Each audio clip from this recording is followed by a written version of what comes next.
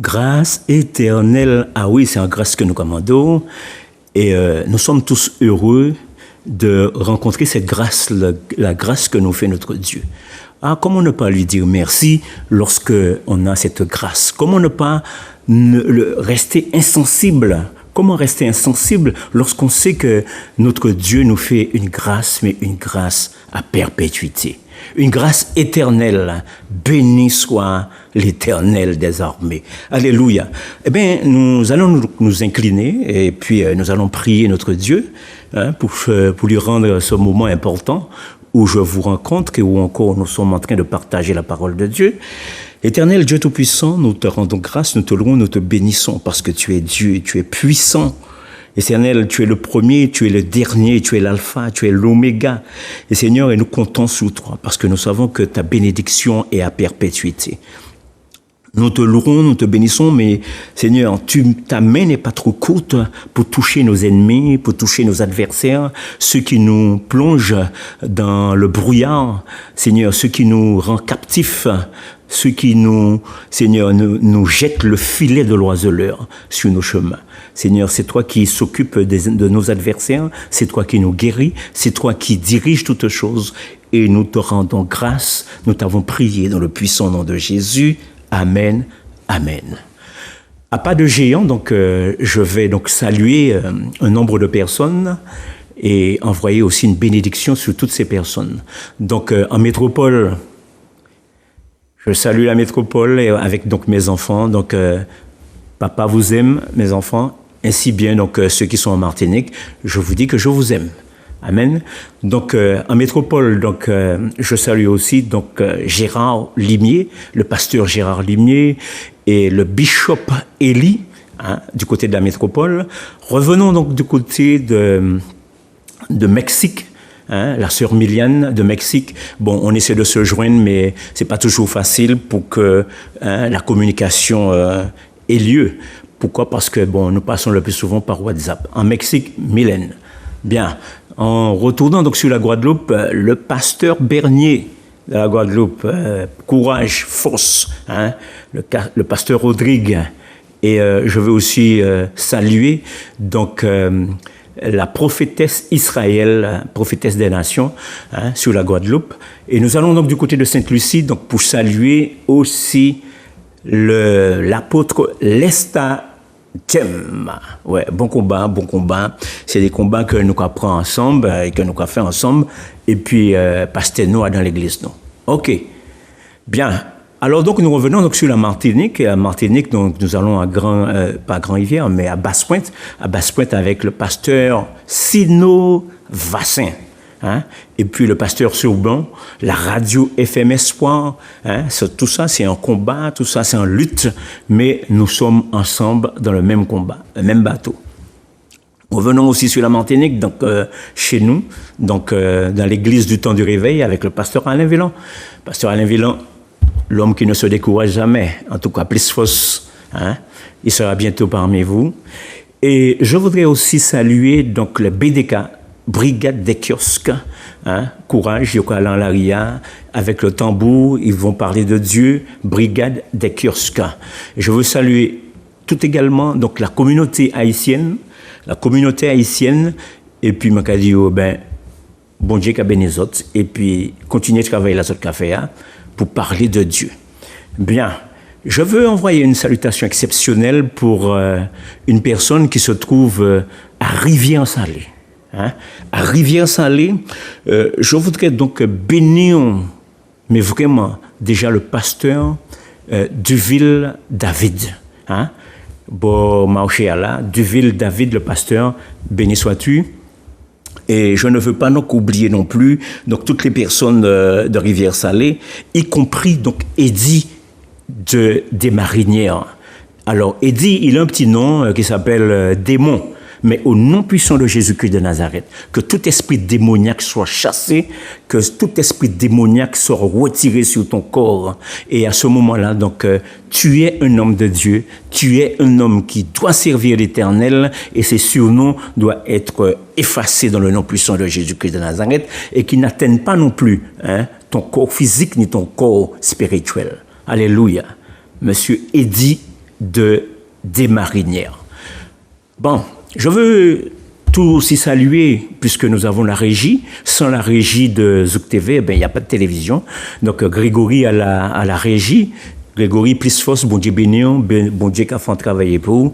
Et je sais que ce n'est pas facile, mais il faut ces petites mains à de l'ombre pour que nous puissions donc avancer avec la télévision.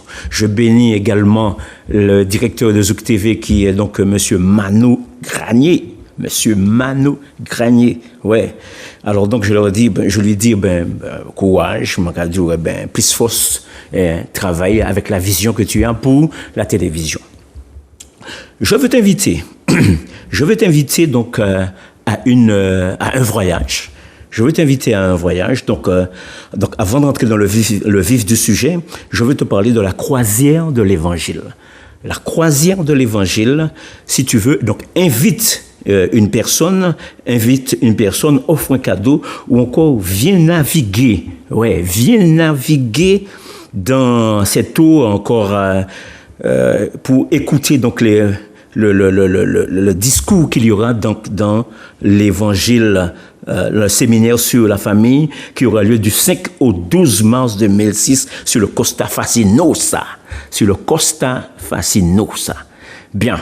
Donc, après avoir donc t'invité, donc je vais te dire un petit peu le parcours, hein, puisque si tu veux donc savoir, donc Guadeloupe, Saint-Kitts, Tortola, Saint-Domingue, Île Catalina. Alors, comme orateur, tu auras donc Alain Villan de la Martinique, l'Estadiem pour Sainte-Lucie, Jean Valentin, l'église EVECC. Donc, les artistes donc, qui vont donc cheminer tout autour de la scène, j'ai nommé José Versol, Modmas, Jackie Rapon et le groupe Clem. En combien de fois tu dois payer ce voyage? Bonne question, mais oui, où ça? Eh bien, en plusieurs fois, bien sûr. Zouk TV Voyage à ta disposition. Donc, tu téléphones au 0596 71 27 27. Alléluia. Zouk TV Voyage, pas ni pièce problème, arrangement avec toi quand tu vas téléphoner. Je veux te parler de la racine, l'exhortation que je veux porter en ce moment. Donc, c'est la racine de tous les mots. Racine de tous les mots, donc tu as vite compris que je veux te parler c'est un texte qui te parle donc de l'argent, c'est parler de l'argent, mais cet argent que nous avons tous besoin dans cette vie que nous sommes en train de mener ici-bas. Et pourquoi l'argent? Tout le monde parle de l'argent, il faut de l'argent. Dans tout ce que tu fais, il faut de l'argent. Hein? Mais la parole, la Bible nous dit que on reconnaît un arbre par sa racine. On reconnaît un arbre, autant pour moi, par son fruit, le fruit qu'il porte. Et le plus souvent, cette parole donc est destinée au prophète, hein, pour savoir que ce que dit le prophète, hein, c'est la véracité. On reconnaît le prophète par le fruit qu'il porte. Et de même, la racine tient l'arbre. La racine, s'il n'y a pas d'arbre, eh bien, s'il n'y a pas de racine, il n'y a pas d'arbre. Pas ni pièce, pied, bras sans racine. Cela ne peut se faire. Et c'est pour cela que la parole nous dit, la racine de tous les maux, c'est l'argent. Je veux donc te lire un texte qui se trouve dans 1 Timothée 6, à partir du verset 3 à 10. 1 Timothée 6, à partir du verset 3 à 10, il est dit, « Si quelqu'un enseigne de fausses doctrines et ne sache pas aux saines paroles de notre Seigneur Jésus-Christ et à la doctrine qui est selon la piété, il est enflé d'orgueil. Il ne sait rien et il a la maladie des questions oiseuses et les disputes des mots d'où naissent. Premièrement, donc, l'envie, les querelles, les calomnies et les mauvais soupçons. Alléluia.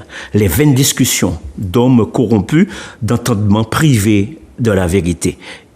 Et croyant que la piété est une source de gain, c'est en effet une grande source de gain que la piété avec le contenu, avec le contentement, autant pour moi. Car nous n'avons rien emporté de ce monde, et il est évident que nous n'en pouvons rien emporter. Si donc Nous avons la nourriture et le vêtement, cela nous suffira. Mais ceux qui veulent s'enrichir tombent dans la tentation, dans le piège et dans beaucoup de désirs insensés et pernicieux qui plongent les hommes dans la ruine, la perdition. Car l'amour, et c'est justement ce texte-là, c'est à partir de ce texte-là qui est important, car l'amour de l'argent est une racine de tous les maux. Et quelques-uns, en étant possédés, se sont donc égarés loin de la foi et se sont jetés eux-mêmes dans bien des tourments. Amen. Là, sérieux. C'est-à-dire que on a besoin de l'argent, mais le plus souvent, il y a des gens qui font plus. Qui sait qui ne veut pas être milliardaire? Qui sait qui ne veut pas être millionnaire dans ce monde? Mais le plus souvent, cet argent que nous avons, nous ne pouvons pas partir avec. Et c'est ce que la Bible nous explique ici. La Bible nous explique que nous sommes venus sans rien. Tu es venu avec quoi? Nous sommes venus sans rien. Donc aussi, nous devons donc repartir sans rien. Mais le profit, on a tous besoin de faire de profit, puisque nous devrions donc manger. Et c'est ce que le diable, justement, c'est le diabolos, sait que tu auras faim. Il sait que nous aurons faim. Et il profite justement de cet instant pour nous emmener dans des troubles, pour nous emmener dans des choses, c'est-à-dire qu'il te dit des choses, mais le plus souvent, il ne fait pas ce qu'il dit. Alléluia. Le diabolos est toujours là pour nous troubler parce qu'il sait que nous aurons faim. Notre ventre est vide. Mais n'oublions pas que dans le livre de la Genèse, ou alors dans plusieurs textes de la Bible, il y a un homme, par exemple, dans la Genèse, qui s'appelait donc Abraham. Abraham est sorti de Chaldée en Mésopotamie, et il est descendu, écoute bien, il est descendu en Égypte. Qu'est-ce qu'il est descendu faire? Parce qu'il y avait une grande famine, c'est ce que la Bible nous explique. Il n'y avait pas que lui seul, il y avait encore un autre homme, du nom de Jacob. Ses enfants donc sont descendus en Égypte. À cause de quoi? À cause d'une grande famine.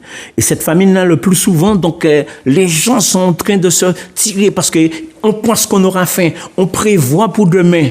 Mais la Bible nous dit que l'oiseau ne travaille pas, mais l'oiseau mange. L'oiseau mange. Alors donc, nous faisons du mal pour le lendemain. Nous nous inquiétons pour le lendemain.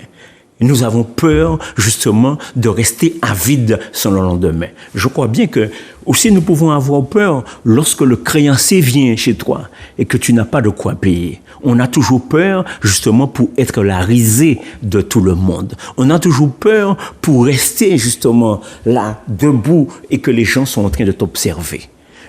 Béni soit l'Éternel. L'Éternel a pitié de tout le monde. Quand tu fais appel à lui, il répond. Il répond. Il dit que l'homme ne vivra pas seulement de pain. Non. L'homme vivra aussi de toute parole qui sort de la bouche de l'Éternel. Mais l'homme ne regarde pas justement pour le pain spirituel, il regarde toujours pour son ventre. Le pain, là, le pain le matin, le pain le soir, le pain tous les jours. Et on a vu ce qui s'est passé dans le désert, lorsque les enfants sortaient à Canaan. On a faim, Moïse, on a faim, on veut manger. Alors donc, qu'est-ce que Moïse fait? Eh bien, il va faire appel à l'Éternel. Ici, nous avons un texte dans Ésaïe 8, verset 19, qui nous dit « Si l'on vous dit, consultez ceux qui invoquent les morts et ceux qui prédisent l'avenir, qui poussent des sifflements et des soupirs, répondez, un peuple ne consultera-t-il pas son Dieu? S'adressera-t-il aux morts en faveur des vivants? À la loi et au témoignage, si l'on ne parle pas ainsi, il n'y aura point d'aurore pour le peuple. Amen. Ce texte est là pour faire comprendre qu'à partir du moment que l'homme a faim, il a toujours tendance à frapper la porte du gadet des affaires, frapper la porte du sorcier, frapper la porte du diabolos. Alors que Dieu, celui qui a créé le ciel et la terre, est présent en invoquant son nom. Et c'est à ce moment-là que tu lui demandes ce que tu veux. Et nous n'avons pas justement ce premier réflexe, le réflexe de faire appel à Dieu, le réflexe de dire à Dieu justement ce dont nous avons besoin. Mais qu'est-ce que nous avons besoin? Il le sait déjà. l'Éternel des armées nous dit dans la Bible que lorsque nous avons un soupir, lorsque nous faisons un soupir, il sait déjà de quoi nous avons besoin. Simplement parce que nous faisons donc un soupir. Et combien de soupirs nous faisons dans la journée? Combien de fois nos cœurs désirent quelque chose qui n'a pas? Et nous avons un peu honte de faire appel, de dire à notre voisin, de dire à celui qui est auprès de nous, à notre collègue, de dire que nous sommes en manque d'amour, de dire que nous sommes en manque de cet amour spirituel. L'Éternel est vivant. L'Éternel est puissant.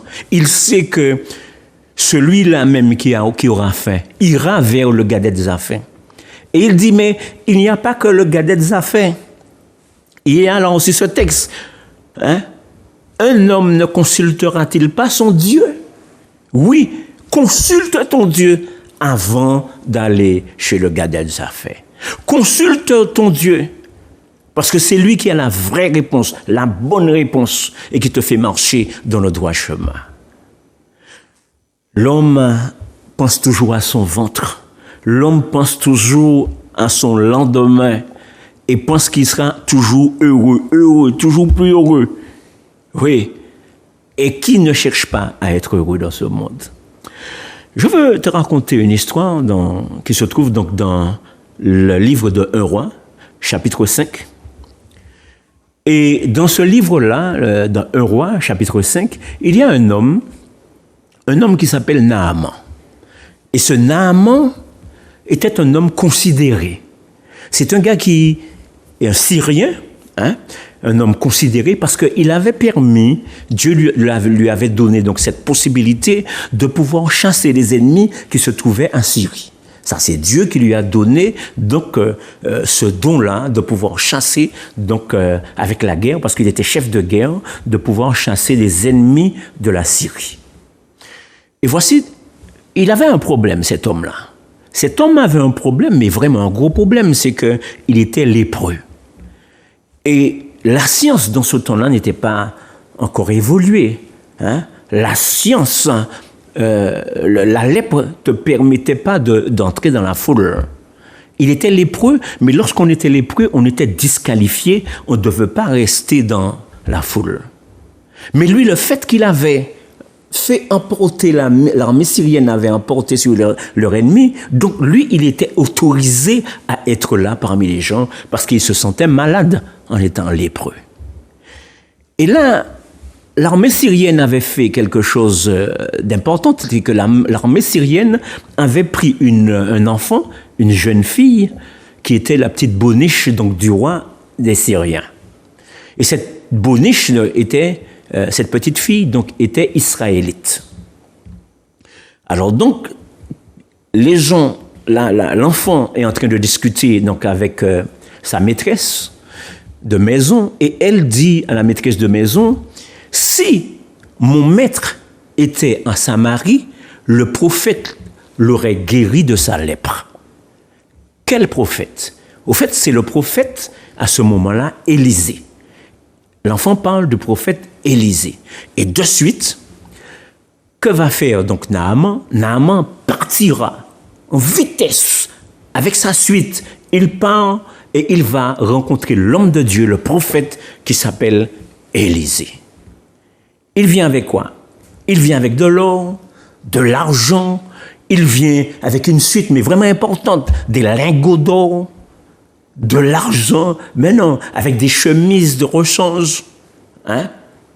Et en ce temps-là, on appelait des talents d'or. Alléluia. Pourquoi? Parce qu'il pense monnayer au fait de sa guérison. Il va voir l'homme de Dieu, mais dans sa tête, c'est pour donner. Voici, tu me donnes la guérison, mais je te paye ta guérison. C'est en quelque sorte, c'est ce que ça voulait dire. Mais lorsqu'il arrive devant Élisée, devant la porte d'Élisée, Élisée ne prend même pas la peine de venir le voir. Élisée envoie donc des serviteurs pour lui dire, oh, va et plonge 7 fois dans le Jourdain. Ah, problème. Au fait, le Jourdain était considéré comme une rivière polluée. Une rivière qui n'est pas propre, au fait. C'est comme si je te disais, va te baigner dans le canal Levassor. Hein? Eh bien, le gars s'énerve.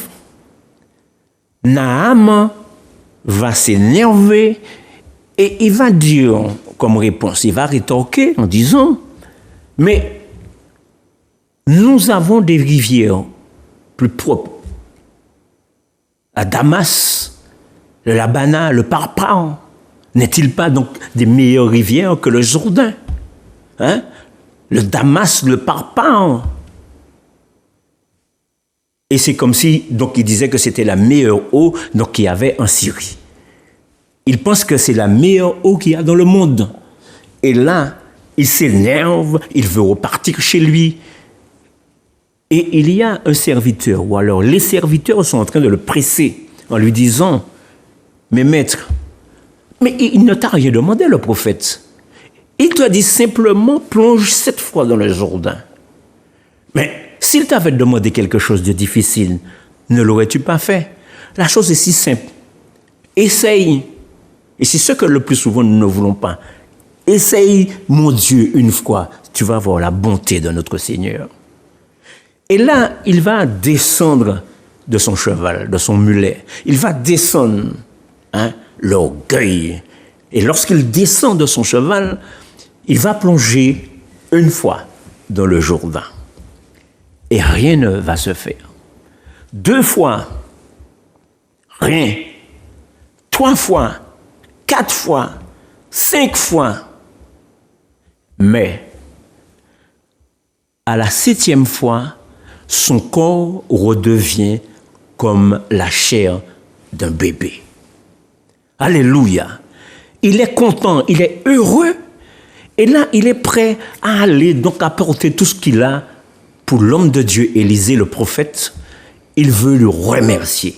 Et il va devant Élisée et il dit à Élisée, je reconnais que dans le monde entier, il n'y a pas de Dieu qui puisse exister, mais je sais que chez toi, en Israël, il y a un Dieu qui répond à la prière.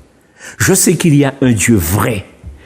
Et pourquoi disait-il cela? C'est parce que, au fait, il servait un faux Dieu qui s'appelait Rimon. Le faux Dieu Rimon. Il va donc partir et donc devant Élisée, mais parce qu'Élisée lui dit, mais j'ai pas besoin de ton argent. Cela veut dire quoi? Lorsque tu fais quelque chose d'agréable pour Dieu, lorsque tu reçois le don du Saint-Esprit, ce n'est pas la peine de monnayer justement ce don-là. Il faut donner gratuitement. Gratuitement, tu as reçu, gratuitement, il faut donner. Et l'autre Naaman, ce Naaman n'avait pas compris comment, je lui donne, il ne veut pas. Il avait apporté toute une suite de l'argent et tout ça. Il ne veut pas. Le prophète ne veut rien du tout. Donc il a décidé de prendre un peu de terre et d'aller apporter sous les pieds du faux Dieu Rimon. À son retour, sur la route, il y a un homme qui court pour le rattraper. Qui c'est? Un homme qui s'appelle donc Géasi. Qui est Géasi? Géasi, c'est un serviteur, c'est le serviteur du prophète Élisée. N'est pas serviteur qui veut. Pour être serviteur, il faut déjà il y a de l'amitié, il y a beaucoup de choses qui se partagent en tant que serviteur d'un homme de Dieu. Et là, voici cet homme qui revient en courant. Il revient et puis il dit, ouais, excuse-moi, je viens là, mais mon maître te fait dire qu'il y a 2 hommes qui sont des enfants d'Éphraïm, fils de prophètes. Peux-tu envoyer pour eux 2 vêtements de rechange et un cycle d'argent? Mais pas de problème. Quel problème qui peut dire ça? Ça faible. Ça faible. Ah ouais. Je te donne même pas un cycle d'argent, mais je te donne 2 et 2 linges de rechange. Mais le gars est menteur. Il vient pour son propre gré. Il vient pour lui-même, pour ses propres besoins. Et là, on lui remet tout ce qu'il a demandé. Il va cacher son business chez lui et il retourne devant le prophète Élisée. Le prophète Élisée lui dit, mais comment, mais où étais-tu? Et il lui dit, mais j'étais là, hein? Je ne suis pas parti, hein? Je ne suis allé ni à gauche ni à droite, j'étais là.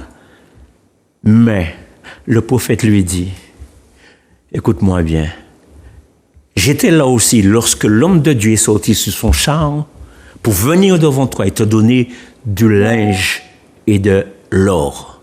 Mais est-ce le temps de prendre des brebis? Est-ce le temps de prendre des choses futiles? Est-ce le temps de prendre cette richesse?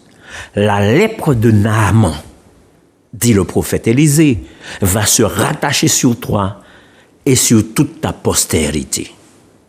La lèpre de Naaman, un homme qui a été guéri dans le Jourdain, voici, à ce moment-là, la lèpre est tombée donc sur Géasi, le serviteur d'Élisée. Et une lèpre blanche est tombée sur lui. Amen. Amen. Il y a deux problèmes. C'est que Géasi perd un ami. Deuxièmement, il a de la lèpre sur lui, donc il n'est pas admis dans la société. Et troisièmement, une génération qui n'est même pas encore venue dans ce monde attraperont la lèpre. Alléluia. Pourquoi? À cause de l'avarice. À cause de ce qu'on veut toujours, on veut plus, on veut encore. Alléluia. Bien. Nous sommes dans... Je vais te parler d'un autre texte qui se trouve dans le livre de... Comment il s'appelle? Dans le livre de Jean. Mais avant de te parler du livre de Jean, je vais te parler d'un homme qui était... On va dire, il était caissier. Non, je ne vais pas dire caissier. Il tenait la bourse. C'est lui, donc, qui tenait la bourse des apôtres, ou encore la bourse de Jésus. Alléluia. Et le critère, c'est que si on l'a mis, justement, à tenir la bourse, c'est parce qu'on avait confiance en lui. Il était capable de pouvoir bien compter, de pouvoir bien gérer sa situation. Et c'est pour cela qu'on a fait confiance. Voici Jésus-Christ qui arrive. Jésus arrive donc chez Simon le lépreux. Et là, Jésus, en arrivant donc chez Simon le lépreux, il va, donc au moment où on va manger, une femme arrive et va verser de l'huile d'une certaine capacité, une huile noble, de l'huile noble, qui va verser sur la tête de Jésus. Mais voici le reste de l'histoire dans un autre livre, donc qui se trouve dans le livre de Jean, à partir du chapitre 12, versets 3 à 6. Et là, on va mieux comprendre un petit peu qu'est-ce qui s'est passé dans cette histoire. Marie prit une livre d'un parfum de nard pur, de grand prix, roignit les pieds de Jésus, et elle lui essuya les pieds avec ses cheveux. Et la maison fut remplie de l'odeur du parfum. Un de ses disciples, Judas Iscariote, fils de Simon, celui qui devait le livrer, dit: « Pourquoi n'a-t-on pas vendu ce parfum 300 deniers pour le donner aux pauvres ?» Il disait cela non qu'il se mit en peine des pauvres, mais parce qu'il était voleur et que tenant la bourse, il prenait ce qu'on y mettait. Amen. Voici un homme, il fait semblant d'être avec tout le monde, avec les apôtres, avec Jésus. Il est sérieux parce qu'il travaille bien. Mais débrouillard pas péché, c'est un petit peu ce que nous faisons. Lorsque tu as ton business, pas vu, pas pris, il te faut manger. Mais Jésus te dit, justement, de ne pas regarder à la personne que tu es, mais de regarder à lui, de venir tel que tu es.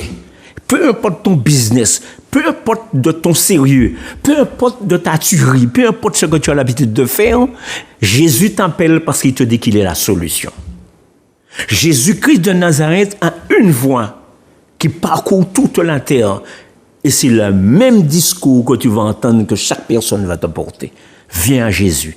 Viens à Jésus comment? Tel que tu es. Il va continuer le travail. Viens tel que tu es. Viens et dis-lui, j'accepte de venir et de marcher avec toi.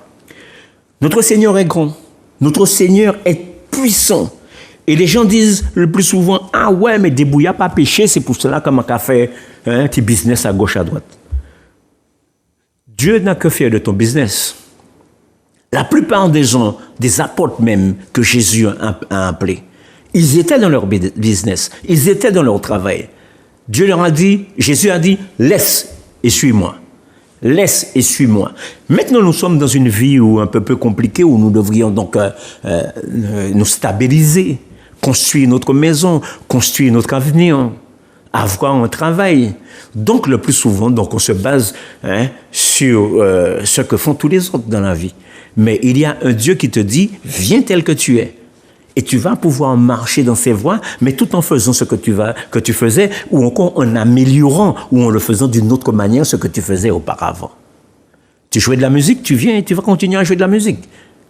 Un exemple que je referme. En tout cas, je veux aussi t'inviter donc au temps du réveil. Le temps du réveil donc, qui se trouve au Glotin, chemin Apollinaire, Villan. Donc je veux t'inviter à venir et écouter donc la parole de Dieu. Chemin Apollinaire, Villan, au Glotin, donc dans la ville de Gourmande. Nous te disons, donc, nous t'invitons à venir nombreux. Venez écouter la parole. Venez donc travailler avec ceux qui sont déjà là au travail. Venez, parce que Dieu a besoin des hommes. Dieu a besoin des femmes, qui sont justement des personnes de combat, des personnes motivées, des personnes qui veulent travailler pour le Seigneur. Je te dis à dimanche et à la prochaine. Réveille-toi, toi qui dors. Amen. Grâce, grâce éternelle,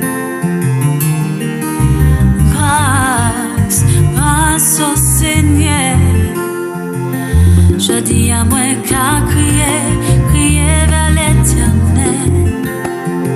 Pas gentil, moi dans la peine, moi pas ni force forcée.